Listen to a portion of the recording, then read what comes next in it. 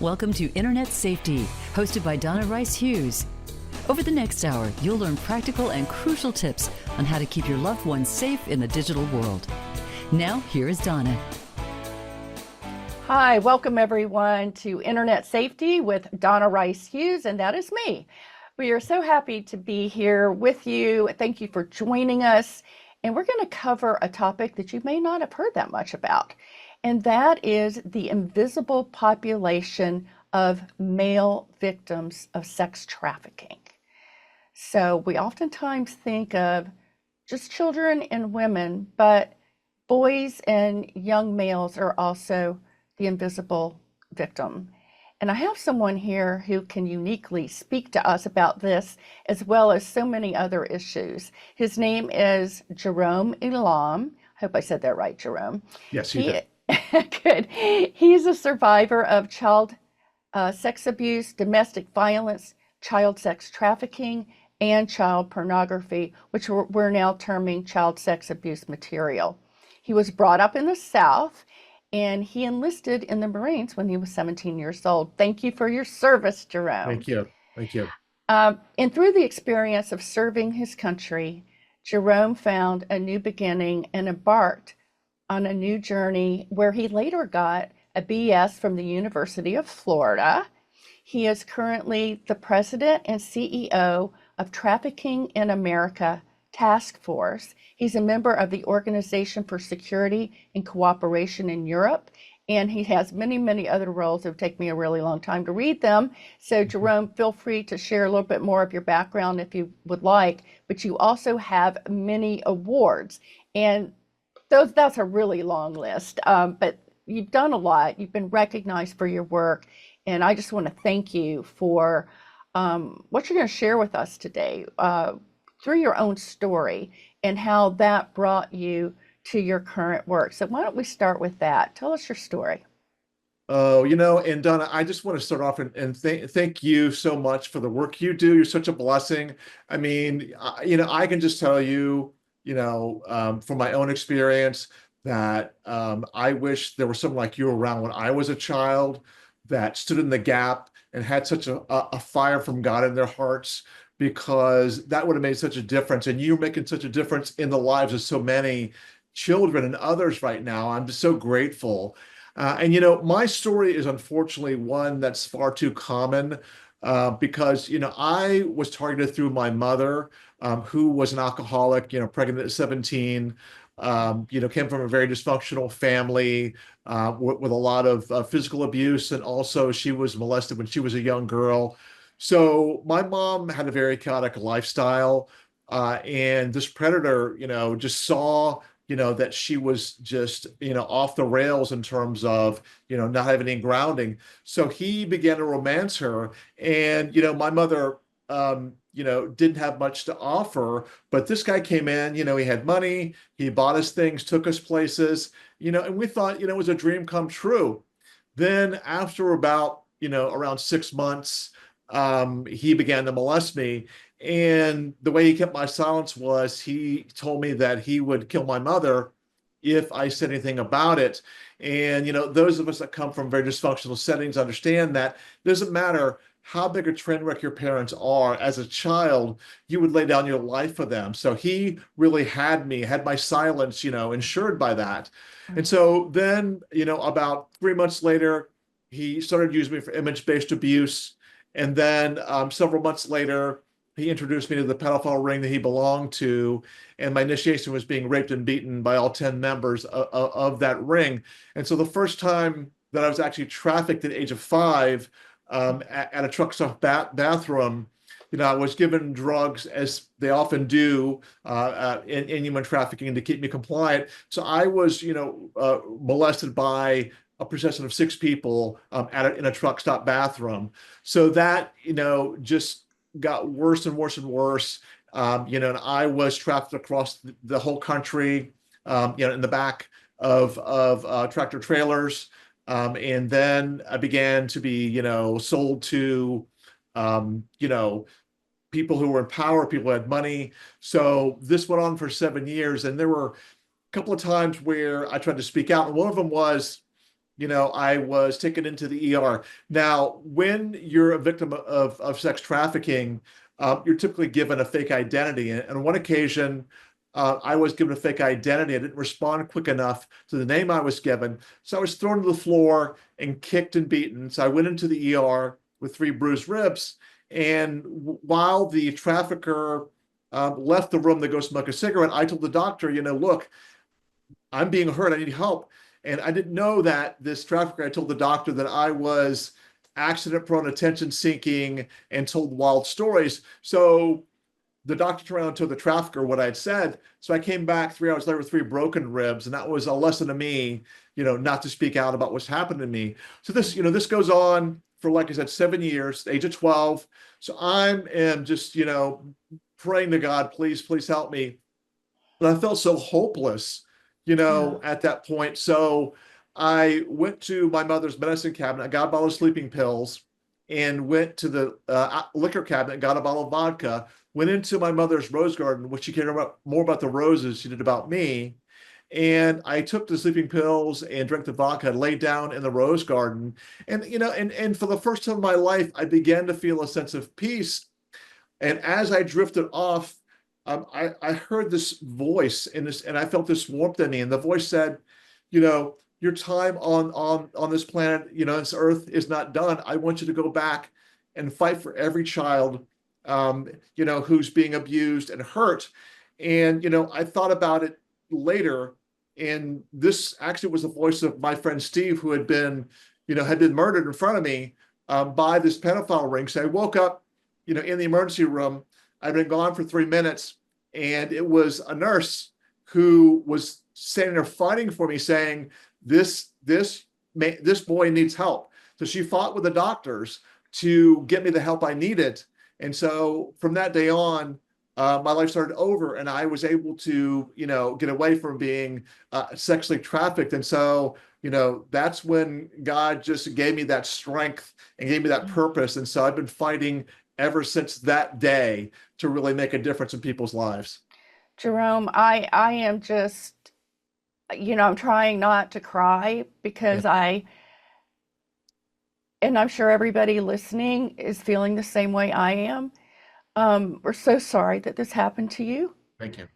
and just devastated that this is not unusual. This is happening to kids all over our country, all over our America, in our own communities, and around the world. And I applaud you for your courage to stand up and to speak out and to fight back as a little boy.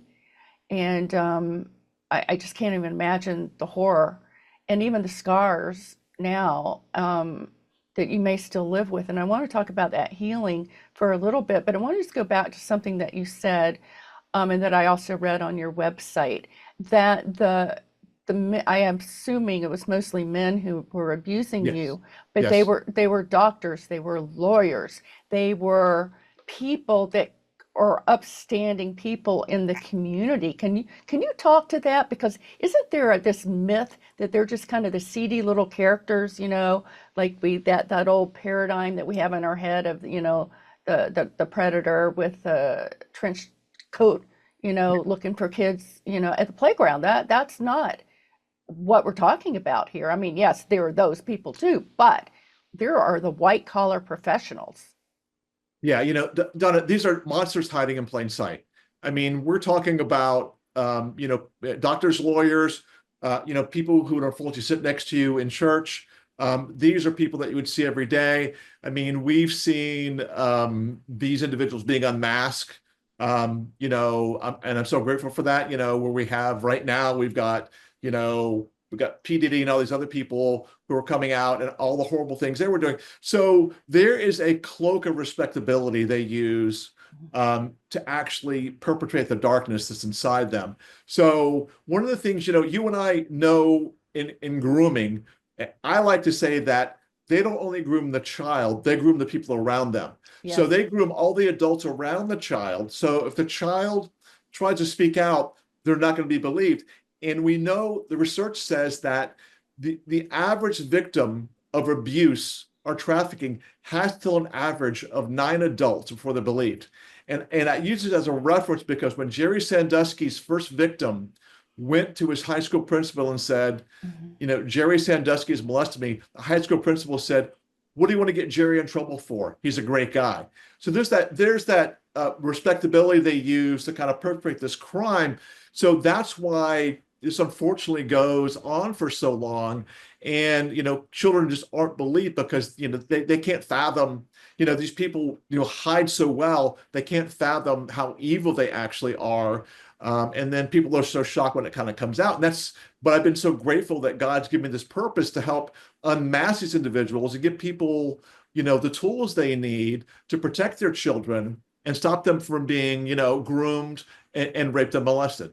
Well, you're so right, Jerome. And what I've been at this a long time too, almost well over 3 decades, and I always just have to chuckle and roll my eyes when I see these pedophiles unmasked, and it makes national news. And then they interview people that knew that person or know that person. They're like, "We're so surprised. He's such a nice guy." I'm like, "Yeah, that's the whole point, right?" They fool everyone, and I love the way you put it. They're grooming everyone, and clearly that's what happened in your case. I would suspect, and you can tell me if I'm getting this wrong, but that the man who started dating your mom was probably not even interested in your mom, right? He was after you, and Exactly. she was the gateway to get to you. Exactly. And like I said, my mom, lived her life at the bottom of a bottle, and that was her reality. So she was just so oblivious. And I know, before she passed, I tried to talk to her about it, and she was still in denial. She just wouldn't acknowledge that this was going on, right in front of her eyes. So yeah, this person was actually a deacon in their church, and just had this facade, this kind of bulletproof facade. They couldn't be, challenged about, doing anything wrong.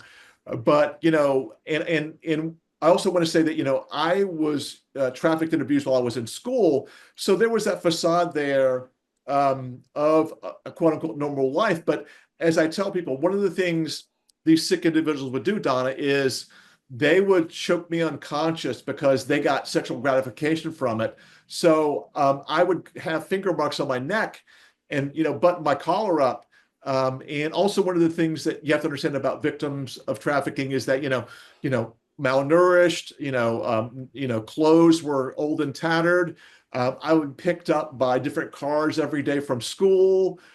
So there were a lot of signs that were there that I try and use to train people to really recognize, individuals. But, I was going to say that, I tell people, I said, people have this misperception that pedophiles look like Charles Manson, Right. and that's not the case. I mean, they look like Brooks Brothers, whatever you want to say, but it's about what they're doing under the surface and their intentions and what they do, and how they groom and approach, children. So that's why, you and I work so hard to be that firewall against the darkness and stop these individuals in their tracks.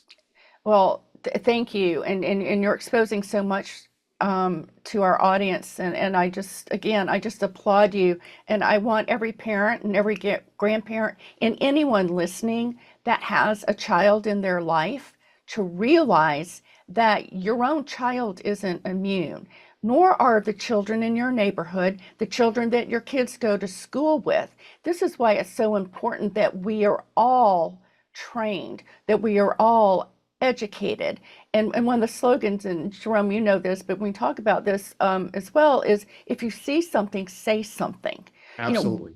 what are the, and I want to get back to your story, but while we're on that, what are some of the signs that anyone can notice, whether you're on, on an airplane, that's a common place for kids to be trafficked, at a restaurant, anywhere, at school, especially teachers, right? What do they need to look for, and what do they need to do? How do you approach the child, and how do you then approach law enforcement? Thank you. That's such a great question because you got to understand that when you're being trafficked, that trafficker has total control of you. So they're making all the decisions. They're ordering your food. You don't have any money. They're paying for everything. And and I tell people, trust your gut. Because if you see a child that's being trafficked, they're terrified. I mean, you can look in their eyes and see the terror they have. So when you see a child and it doesn't look like things are normal, someone is being very controlling and isolating them from everybody else. What we tell, parents and others when we train them, they can have, hotel key cards, a burner phone, which is a disposable phone. They have very sexually explicit social media profiles. You can look at their social media, history. But again, it's about that child, just totally being controlled. There's no sense of joy or any sense of them being a normal child. And then you want to act on that and let someone know.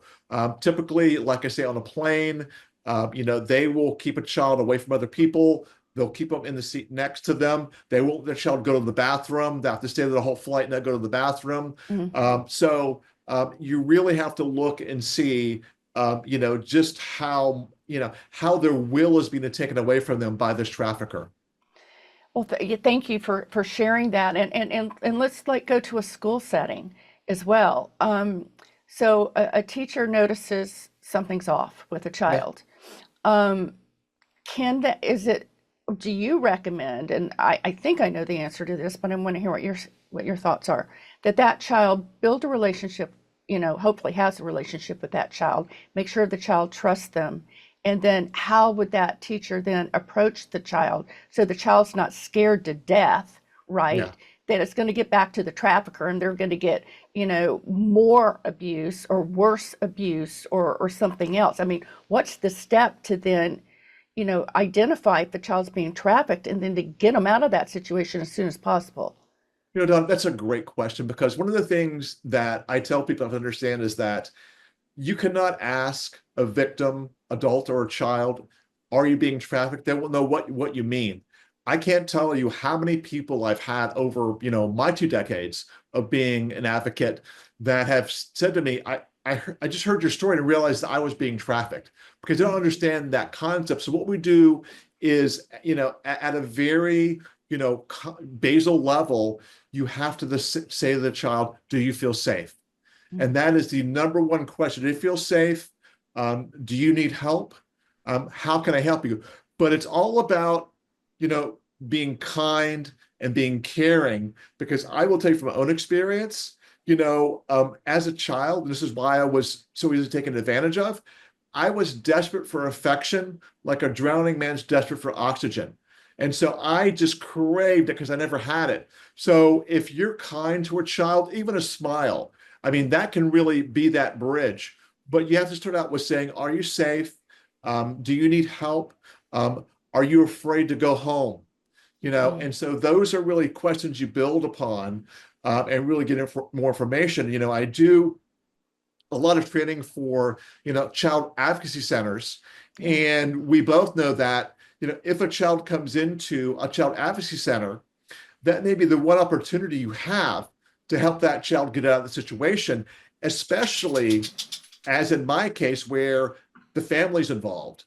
So if the family's involved, that makes it all that more difficult because once that child begins to talk and divulge what's going on, the family's going to come in and shut them down. So you really have to be sure that you're helping that child disclose in the best possible way. And I will tell you that one of the centers I work with had a woman who would actually knit quilts with the child's name on it, and the child could cover up with the quilt, like cover themselves up, and then talk from under the quilt.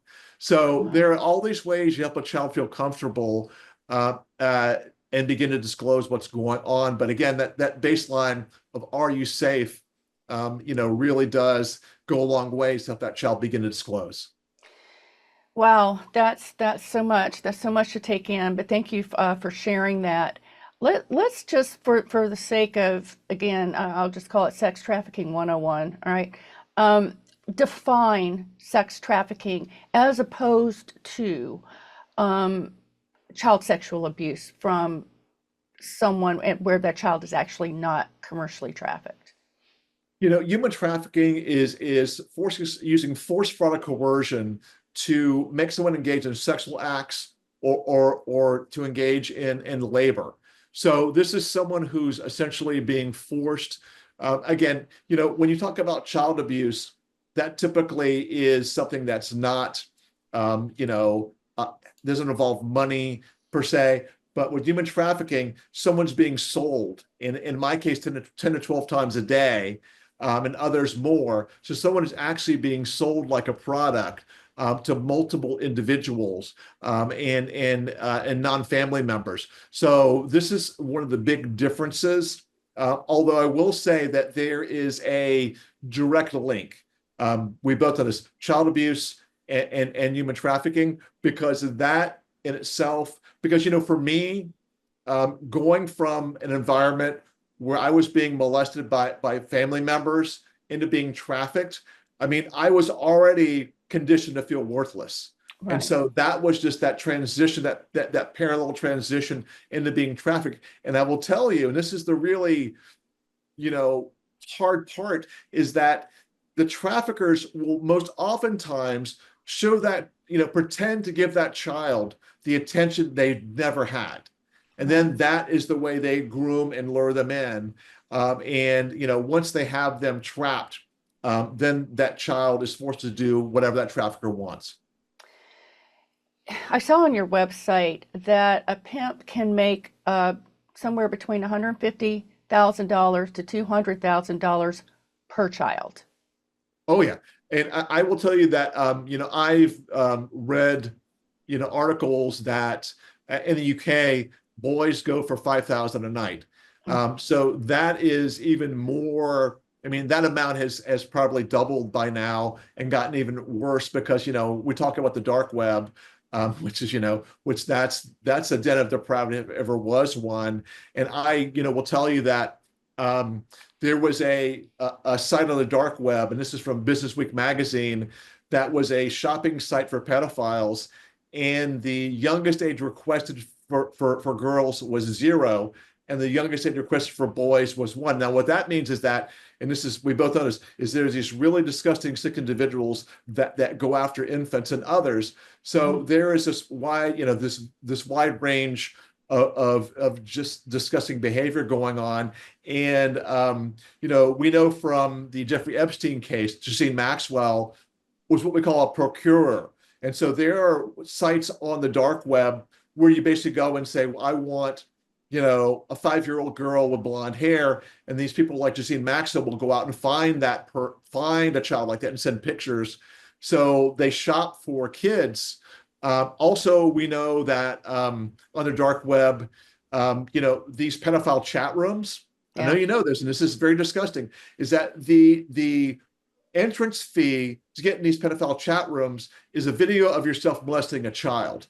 And so that's the bona fides they used to get in. But once they're in, it's like, a club of depravity where they have manuals on how to molest kids, about, how to give them cough syrup to make them sleepy and compliant. So there is so much depravity there. And thank God for law enforcement, going after these individuals on the dark web. There was a pedophile website that was taken down by Europol in the UK. It had 90,000 subscribers. And they go after them. So this is, you and I know this is a problem that's not going away. And that's why, you and I have been called by God to really go out and fight and defend children. But we need everybody listening today to join us in that fight. And together, we can defeat that evil and eradicate that darkness. Absolutely. And thanks for sharing that. You bring up something that's really important that I, scream from the mountaintops a lot. And that is just the child sex abuse material that we used to once call child pornography. It's the amount of reports that came in last year alone to the National Center for Missing and Exploited Children is larger than we've ever seen. what does large look like? Well, 105 million images and videos of children as young as infants and toddlers. So, to your point, what these predators and pedophiles are doing, they are abusing these children. They're either filming the abuse, taking pictures of the abuse, and then they're sharing it. And oftentimes in these pedophile rings that you're talking about, these online clubs, for instance, they have to provide more and more content in order to get new, fresh content for themselves. So it's this vicious circle. So I want to talk about the cycle of abuse, all right? Because these are all criminal enterprises. So whether it's sex trafficking is billions and billions of dollars. Okay, the numbers are all over the place. So I'm not sure. Maybe you know exactly. The child pornography industry is billions and billions of dollars. The porn industry is billions and billions of dollars, and each one fuels the demand for the other. And so you've got this vicious cycle. And in the United States, what we've been trying to do at Enough is Enough for, gosh, as long as I've been doing this really since 94, 95, is to get our current laws aggressively enforced and funded. And I can tell you that even with child sex abuse material, I believe it's just like 1 or 2 years ago, they can only get to a smidgen of the cases to prosecute because they don't have enough resources. This is our own law enforcement, and that's just not okay. All right. The pornography laws, which is hardcore material, 88% of it depicts violence against women or female. Those laws are, it's illegal, by the way. Most of the quote unquote adult pornography on the internet is prosecutable under current federal obscenity laws. And this is actually fueling a lot of this as well. And those laws haven't been passed or been enforced since George W. Bush was president. And we know that kids are getting hooked on that material. It's not just a matter of if they're going to see this content online, it's when, because it's everywhere. And then a predator then uses that content to sexualize a child, right? And you can sexualize children just by showing them sexually explicit content, right? And then so that the grooming continues, and then they take the pictures, and then you've got the trafficking, and the whole thing just goes round and round and round. So in my opinion, I'd like for you to weigh in on this, but and I've told government leaders this: we cannot expect to seriously curb sex trafficking or seriously curb even the production of child pornography without aggressively enforcing and funding both of those laws and aggressively funding and enforcing the pornography laws. Oh, absolutely. And I will tell you that there are several studies that I've seen which were done in the prison system with people who were convicted of molesting children. And I think it was close to 50% of them had, engaged in, child abuse material and watched them online. So I say, that's an appetizer for them that leads into them actually abusing kids. And one of the things that we know from human trafficking is that, when these individuals get hooked on pornography, and then when they get into a relationship with another person, the image they have for that pornography is not met in that relationship. And that leads them to go out and actually buy a victim of sex trafficking because that's where they're getting that fantasy fulfilled. So, we really have to do better, like you said, at funding these laws to help stop this from happening. I'm very grateful that, that we've declared pornography a public health crisis in the state of Florida. And so I think that's when you do that across the country, because, the thing that really angers me, and you as well, is that the porn industry has gotten so good at luring kids in that you could put hashtag Elmo in a search engine and porn would come up. Right. So they've got all these things worked out, which are just crazy. So they're good at baiting these kids in and then getting them hooked.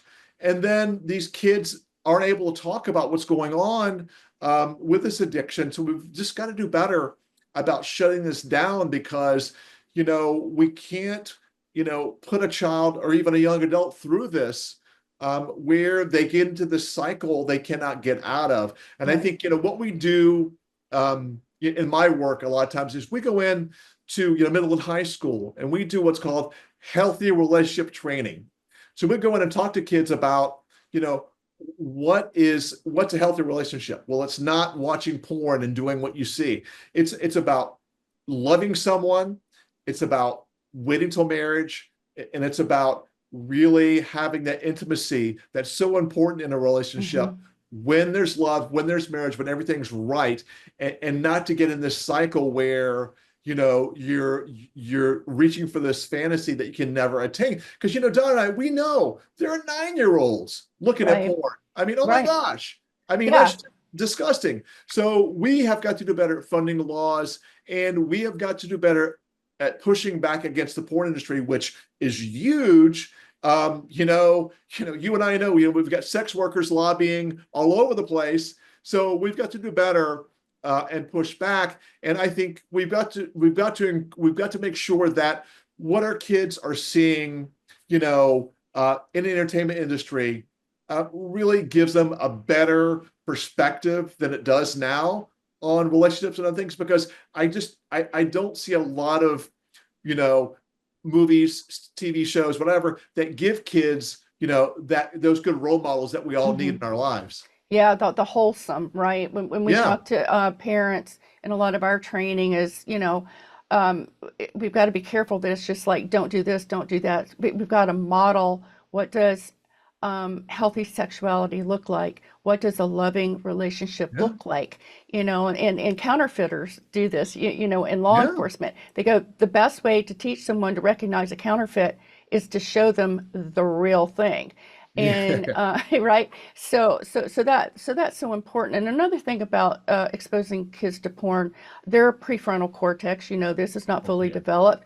The images that they're seeing cannot be erased. They're getting addicted at very young ages, 8, 9, 10. Yeah. Boys and girls, by the way, this isn't just Yeah. boys, this is girls too, because they're just, the pornographers are using the tool of the pedophile to Yeah. sexualize these kids and putting this content in front of them and refusing to put age verification on their websites. We're going to talk about this in the Yeah. second half, okay? But I want to come back to a point that you made about acting out. Okay, so anyone who's looking at sexual content, whether it's a child or an adult, if they fall into that addiction cycle, which they often do, eventually the content, the pornography or the images of a child being sexually abused is not going to be enough. Yeah. And they're going to seek to act out that fantasy and that arousal and release that they're getting from the content or the video with a real person. So now let's take kids first. We've seen data and studies, real research, where exposure to violent pornography is increasing the likelihood of kids being not only sexually abused themselves, but becoming the abuser. And anytime I see a news story where a couple of kids have, raped a younger child, I'm like, there's porn. They're imitating what they've seen in pornography. And yet, so far, I haven't been wrong yet. Okay, there may be some cases that's not true. And the same thing goes for adults. We interviewed a guy who's a convicted sex offender. He's still in jail, as far as I know. And he was sexually abused as a child. Okay, this is within your own life. You could easily become a sexual abuser. He was sexually abused, then he got into internet pornography as a young adult. Then that cross-marketed over to child pornography. Then, of course, he had easy access to kids of any age online, started disguising himself, started interacting with kids, eventually had an offline relationship, and now he's in jail. So this whole thing is this ugly quagmire of sexual immorality, if you want to call it that. It is that. I'm not going to say if you want to call it, that's exactly what it is. And then you've got criminal enterprises making billions, billions, all of them. And we're wondering why we're losing the war. And I'm just going to come back and harp on it again. And I want our listeners to know that, again, this year, we wrote the Children's Internet Safety Presidential Pledge, and we sent it to candidate Harris and candidate Trump, to prioritize protecting kids in the online world. That's primarily our focus, but everything, it's internet enabled, all right, because offline and online is just also, goes back and forth. And we're really excited that this administration under President Trump, they're already beginning to speak to these issues as they did in his first term. And also, and I'll give a shout out to Biden's administration, we had the first Surgeon General I've seen in my 30 years actually declare social media as a public health issue. So that was good. Getting the top levels of government to drive these kinds, this awareness and the policies, and putting the money behind getting laws enforced is one of the most important things we can do. Absolutely. And we, like we have really held, big tech's feet to the fire. You probably know this. So we had a situation on YouTube where pedophiles took over the chat on kids' videos, and we're having this full-blown, disgusting, conversation. So we finally got YouTube to shut down the chats on kids' videos. So they will just find any little opening they can and go in and go after kids. But we have to make sure that we're holding people responsible, and that we're partnering with parents, because I think parents are the most important resource that we have in this world, for kids, and educate them, about how these kids are being targeted. Because I talk quite often, this, about kids being targeted in online gaming, in the chat function.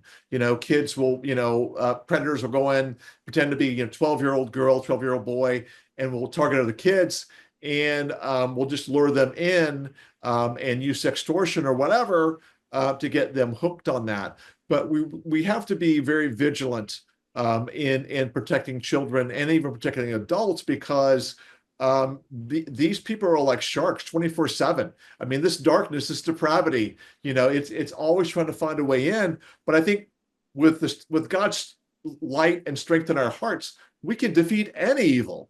And so I think if we work together, we join together, we can really do this. But like, you and I have to, and everybody, keep raising your voice and supporting, defending and protecting our children, and they're going to listen. We just have to keep talking.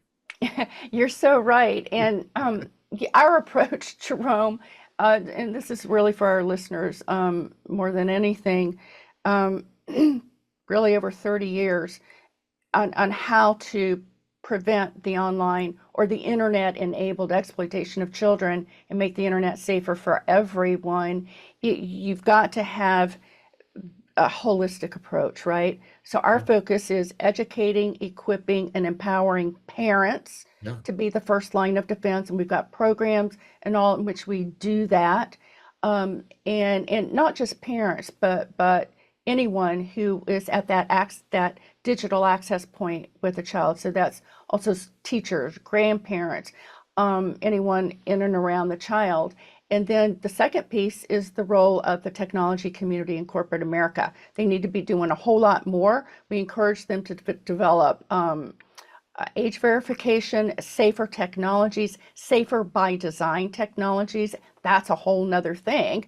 And I know a whole nother is just a Southern thing. So I'm a Southern girl, so I can say whole nother. But safer by design, none of this technology was ever developed with safety in mind, right? I mean, so what's an example of safety by design? Now cars are safety by design. They have airbags, they have seat belts, they are designed with safety in mind. Technology's not, smartphones aren't, computers aren't, certainly social media sites and gaming sites are not. We're going to talk about that when we get into the role of big tech companies, and we've got a whole big thing called Rein in Big Tech, and that's easier said than done, as I'm sure you found out with Google. And then, of course, you've got the role of government, getting current laws enforced and funded, and passing new policy. So with that, we're going to take a really quick break, and we're going to come back and talk prevention with Jerome. Yes, awesome. Okay, we'll see you on the other side of the break. Hello, everyone, and welcome back to our podcast. I'm Donna Rice Hughes, and this is a show on internet safety. And we have a wonderful friend and fellow fighter for children, Jerome Elam. He's started at the beginning of this podcast. If you missed it, go back and listen because his story is just incredible of his own child sex abuse and being trafficked as a child for a very long time, raped, abused, and tortured, and just horrific. And all of that led him to be a staunch advocate and fighter for the innocence of children, not just in America, but worldwide. Jerome, welcome back. Thank you. I want to start with just a few data points, and then I want to go to some of the documentary films that your story's even been mentioned or told in. But a member of my team, we're working on an article, and he called it digital cartels, and I love that because when you look at these industries, whether it's the child sex abuse material industry, pornography, trafficking, they are cartels. They're digital cartels. They're criminal enterprises. This type of activity is illegal around the world, and yet they're making billions and billions of dollars. But we oftentimes don't realize the role that the internet plays in trafficking. So here's some data points. 55% of children meet their traffickers online. 85% of traffickers use the internet to sell their victims, to market them, and to then, of course, CSAM's created, then that gets sold and marketed online. More and more kids are abused. The more and more kids are trafficked, and this whole thing just goes on and on and on. So how prevalent is child sex trafficking in the U.S.? You know, we know about 200,000 kids, and this is, John Ashcroft spoke about this in Trump's first administration, are being trafficked in the U.S. It is so prolific, and it's one of those things we've got to turn that rock over to really look for it. And what I tell people is, if you look at the National Center for Missing and Exploited Children's website, where are those kids? I mean, a lot of those kids are being trafficked, and a lot of kids, going out of foster care and CPS. There are some states, Donna, unbelievably so, that when a kid goes missing from foster care, they don't have to be reported. So these kids are really in the wind, and no one knows where they are. And so they are immediately targeted by human traffickers and exploited. And when I work with parents who their child is missing, and they find some sign of, they're alive and where they are, I say they're really lucky, because most kids, when they go missing, they can just disappear. I mean, Right. Like you said, these digital cartels, international. And so this can go to Mexico, this can go, overseas to Eastern Europe. All these places, these kids can just disappear and never be seen again. So it's really critical, again, as parents, as adults, to understand the signs of what's going on. So if we see, our kids, friends of our kids, or our neighbors' kids, being targeted, we can step in and do something. Yeah, you're so right. And this is happening in our own backyard. And I just did a show on this that's going to air right before your show with a gal, Tashiana, that you introduced me to. Yes. And it's just about the lost children coming across the border. Now, our borders are estimates, as well as reports out of DHS, somewhere between 500 and 600,000 possibly missing children. We don't know how many of those are trafficked or not. I would suspect probably many of them.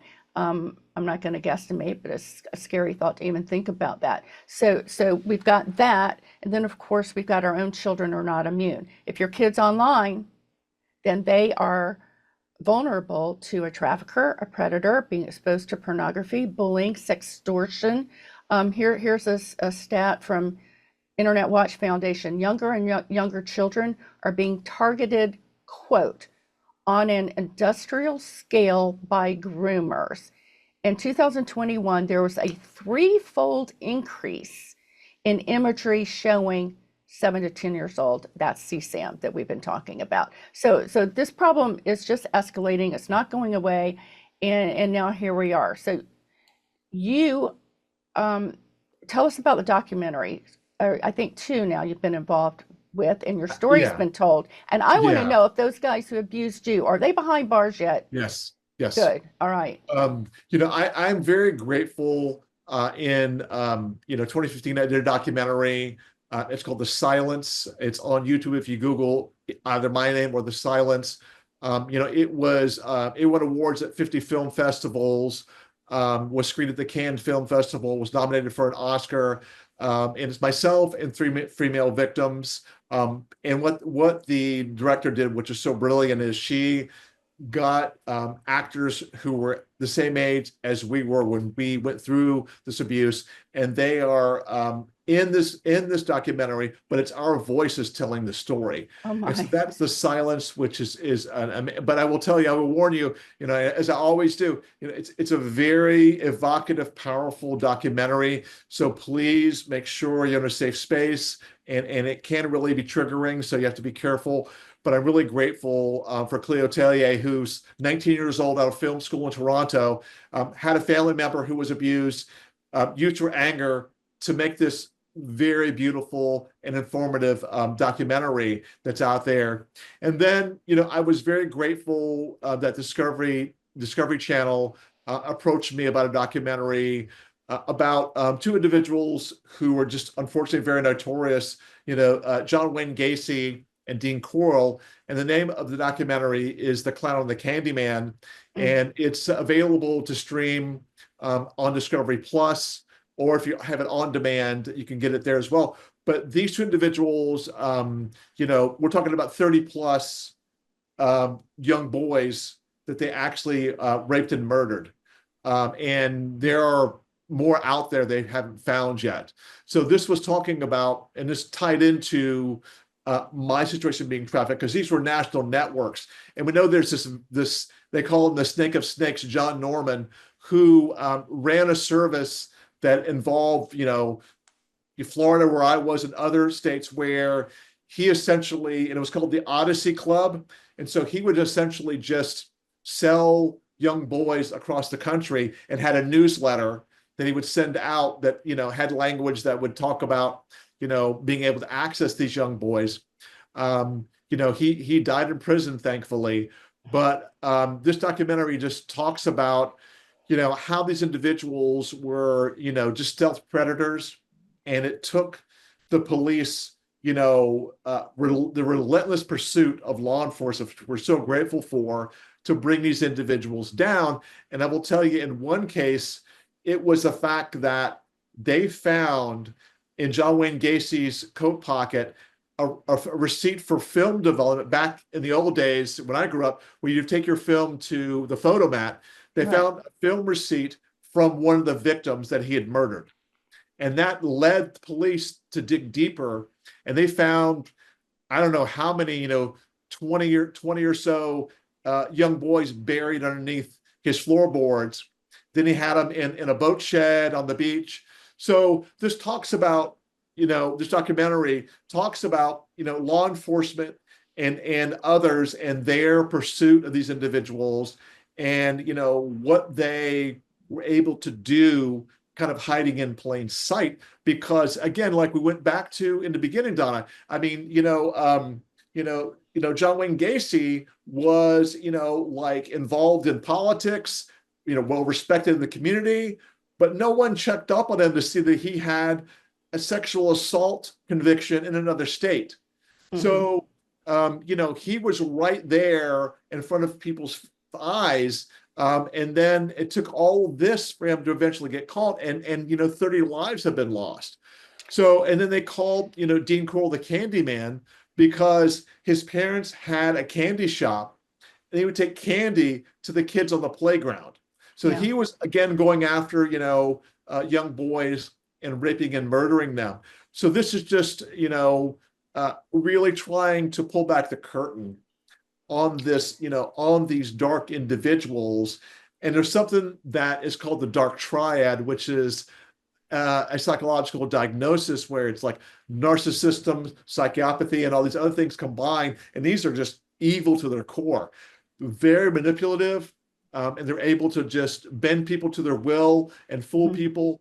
So this really just helps, reveal, what's going on even right now, around the world, and to wake people up to the fact that we need to be more vigilant, and we need to really start to fight for our children, because like I said, these predators aren't sleeping. So we have to make sure that we match that, and we're relentless in our pursuit of justice. And the other thing is too, predators online, they now have such easy access Yeah. they've got easy access to each other, so they virtually validate that having a sexual appetite and sexually abusing kids is okay, and is actually encouraged. They have easy access to child pornography, which is fueling their appetite, and then they're creating more and putting that out there. Then you've got virtual real-time rape, which is happening. That's a whole nother thing, where predators will get online, someone will abuse a child in real time and everybody watches. And then they teach each other how to avoid law enforcement. And so when I first started in 95, I saw in chat rooms, this was pre-internet, this was pre-World Wide Web, these conversations with these pedophiles happening. And see, child pornography back then, you couldn't get it. I mean, it was, it was just through mail, and the mail inspectors had it pretty much way underground in the black market. And of course, that's no longer the case. So I want to real quick cover some myths. Then I want to get to some of the legislation that you and I are supporting, and then we're going to drill it down to parents. What do you need to know to protect your own kids and the kids in your kids' circle? Okay, because it really comes down to you're the first line of defense. So, first myth, victims of sex trafficking can easily escape and reintegrate into society once they're rescued. Give me a 1 to 2 minute on that one. Oh gosh, that is so untrue. There is nothing stronger in this world than fear, especially in a child. So human traffickers, by threatening families, threatening their lives, that fear is stronger than any chains or handcuffs that can bind somebody. So the fear is what controls victims. Okay, so you got there in that under a minute, but you're right. Another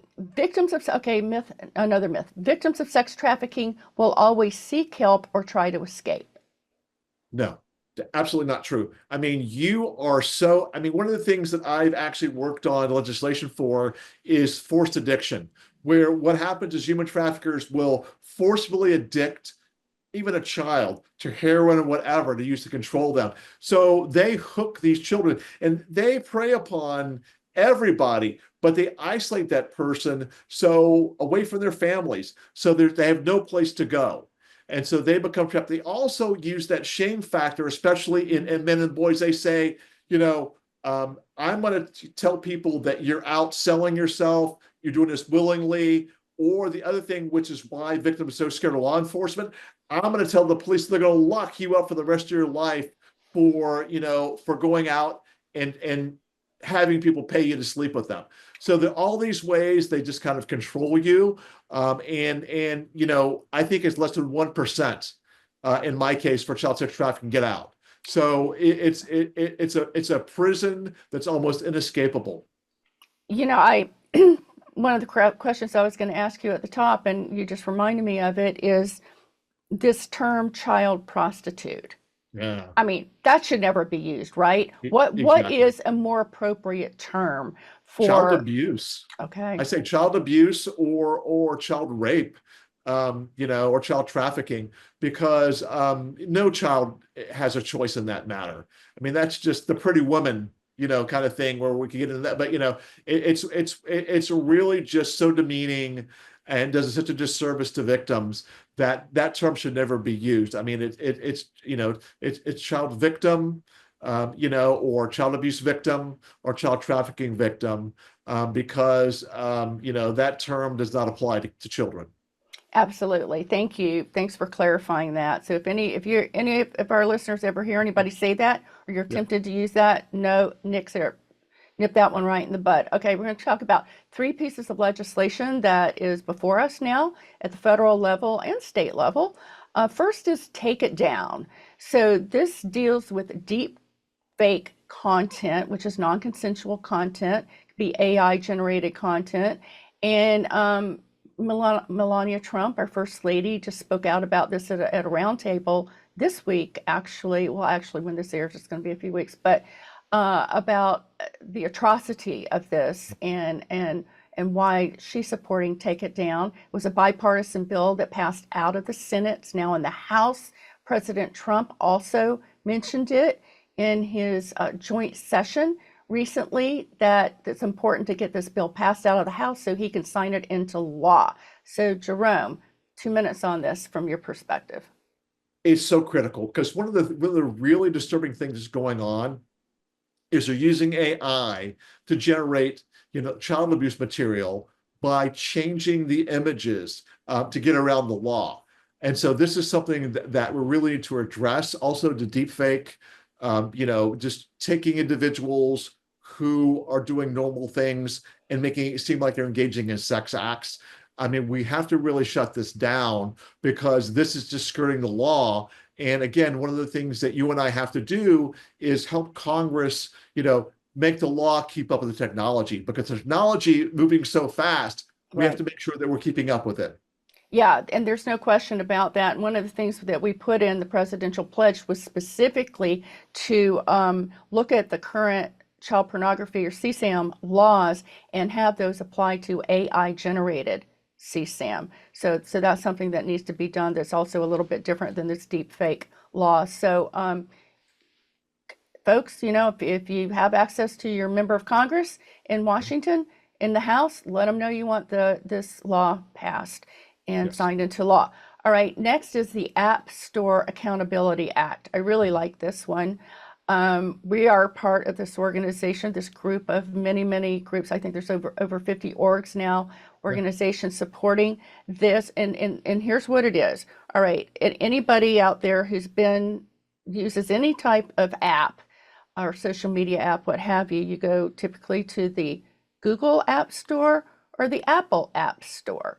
And what advocates like us, we've been going typically to the individual companies, whether it's Snapchat or, not TikTok, because TikTok's a whole nother ballgame. but Instagram, YouTube, any place where you can get an app, and trying to get them to be more responsible, more accountable, get parental controls put out there, et cetera, et cetera, et cetera. What this App Store Accountability bill does, it's actually calling on the app stores to set a certain amount of standards that every app will have to meet in order to get into the App Store.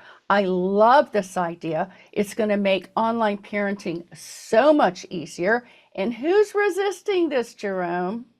Big tech. Yeah. Yeah, and Trafficking America Task Force, my nonprofit's also involved in that coalition. We're so proud to work alongside you because, again, we have to, like you said, I mean, we need airbags. We need airbags for the internet, and so we've got to make sure, that we're making these people accountable. If someone was selling a car and the wheels fell off when you drove off the lot, you would sue them. And so we have to hold these tech companies that same standard. I mean, they've got to really know that what's going through there is causing harm. And I real quickly will say that, I was so proud to be part of the coalition that took down Backpage.com. Yes. I was in Congress fighting for 2 years that we shut down the world's largest online brothel. And so we can do that. We can do anything. So together, we're always stronger. Oh, you're exactly right. We were part of that as well, and mostly on the House side when the House was going to nix it. And I had the opportunity to work with the leader in the House and just say, please don't try to make it better. It passed unanimous out of the Senate. We've got momentum right now. We got to go for it right now, and they did. And it passed, and that was huge, and you're right. So, but I will tell you, Meta is behind this, and some of the other big tech companies are. Who isn't are Apple and Google, because they run the app stores. And so, we're going to keep fighting on that. And so anyone out there, please, if you haven't already, sign up for our newsletter. You can go to internetsafety101.org or enough.org, and we'll keep you up to date on all of this. Okay, we're going to hit another one that I really love, and that's the age verification laws. There are many states that have passed age verification. And what is age verification for our audience? That is, well, there are different types of it, but I'm going to talk about this one specifically, where these adult websites, they have to basically verify that the people coming to their sites are not children and that they're over the age of consent, so that they're 18 or over. And so that there are different bills in the states, and we are hoping that we can get this going in at the federal level. I just met with Senator Lee, who reintroduced the SCREEN Act, which basically is an age verification bill. And you may be thinking, oh, this is a great idea. Why haven't we done this before? Well, we have. The Communications Decency Act that I was very involved in getting passed in the 90s, that did not, well, at least parts of it, the age verification to keep porn away from kids, was struck down by the Supreme Court of the United States. Then there was COPA, the Child Online Protection Act. I was a COPA commissioner. That took a more strategic approach, what I would call a scalpel or a rifle instead of a shotgun approach. And that was also not upheld by the Supreme Court. They let a lower court ruling stand. And so now here we are, a hot mess of 30 years of the pornographers being able to put anything out there, even illegal, obscene content, and of course, child material, and anybody can access it, including a minor child. Okay, Jerome, I'm going to get off my soapbox. Go for it. Oh, thank you. And I am actively involved in the fight against Pornhub and MindGeek. And what people need to know, if they don't already, is that, I mean, there was a case where, and I'll send you the article where I was interviewed over this, in Pornhub. There was a group of the people who run that organization, and there was actually a woman there joking about a 12-year-old boy being sexually assaulted and how lucky he was. And so I had to kind of speak out and do it and talk about this. So it's so critical because, again, these are predators who are, grooming and blackmailing, using extortion, whatever. They're getting these sexually explicit videos with kids and posting them online. And it's just disgusting that they're able to keep doing this. And you and I, get very worked up about it, but we have to shut them down because, Donna, we could talk about the harm that's caused by these videos, and you talk to victims, who have been filmed without their consent and this stuff posted up there. And, and I want to say, as someone who was a victim of image-based abuse as a child, I tell people that, dealing with image-based abuse is like going to the tallest building in your city and taking a pillow and ripping it open and then and in the wind and trying to gather all the feathers back up. So that's what it's like for a victim of image-based abuse. That's out there all over the place. And so everybody you see on the street, you think, well, they could have seen it. So there's such harm caused, to the victim, and to society in general, that we just got to put a stop to this by working together. Yes, and we are, and I'm really hopeful and praying that the Texas age verification bill is before the Supreme Court right now.